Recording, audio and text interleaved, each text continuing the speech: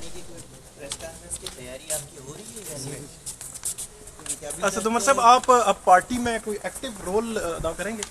فی الحال تو صبح سے یہ تیسری عدالت ہے جس کا چکر لگا رہے ہیں، عدالت کا چکر لگاتے ہیں آج کل. تو آپ لاہور جا رہے ہیں، کیا عمران خان صاحب سے آپ ملاقات کریں گے؟ یہ شاید ممکن ہو.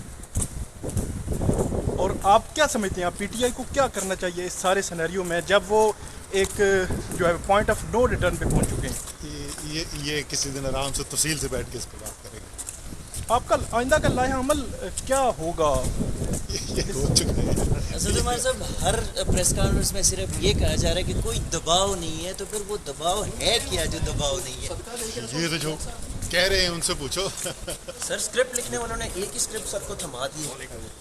میری تو آپ کی میری مختلف باقی مختلف سب بات میری مختلف بات وہی تو بولوں نے، باقی جو ایک ہی جیسی بات کر رہے ہیں ان سے یہ سوال بنتا ہے.